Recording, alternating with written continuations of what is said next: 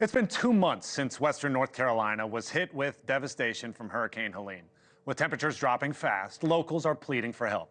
NewsNation's Entin is on the ground with this exclusive.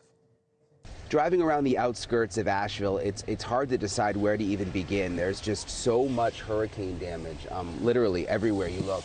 I got a message on X from a woman named Sarah. I want to show you. It says, "Hi, I'm in Swananoa, North Carolina, one of the hardest hit towns. We lost our home due to the hurricane. We're getting barely any help." Nice to meet you. I met Sarah outside the trailer she's living in with her husband, 2 kids, 2 cats, and 2 dogs.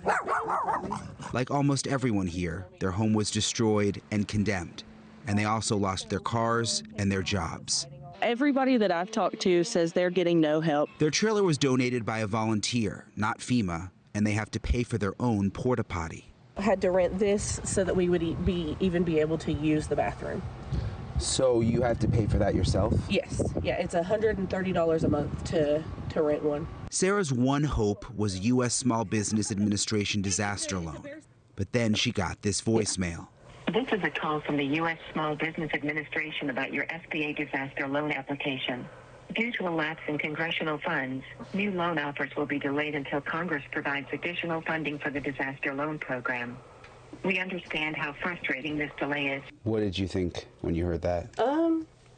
You know, it's been, we already have it so rough, and to not be able to get the financial and, you know, help that we need it's really awful.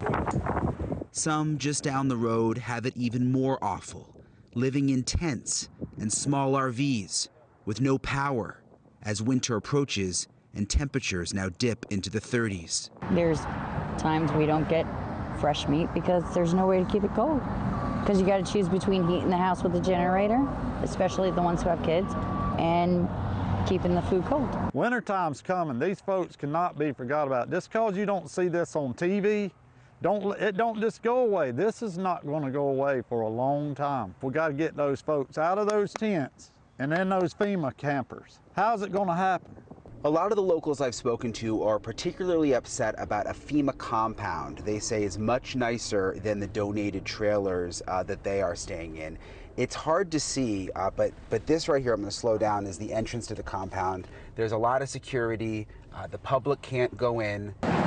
We drove up onto a hill behind the compound for a better view, and you see how massive it is. A sea of government trailers. It's so organized and secure, so different from how the people we met are living here. FEMA's not connecting with the county's not connecting with the state, and you got this big rat race. Volunteers like combat veteran Robbie Ammons say housing is the biggest issue, and red tape. Families left in tents and RVs because of the permitting process, he says. Next week, temperatures are going to start getting in the 30s at night. We're afraid of more hypothermia, folks that are living in the mountains, and there's probably going to be more bodies laying around if we don't start getting these people in some level of temporary housing. Our thanks to NewsNation's Entin for that story. Thanks for watching. Go to joinnn.com to find NewsNation on your screen. And don't forget to click the red subscribe button below to get more of NewsNation's fact-driven, unbiased coverage.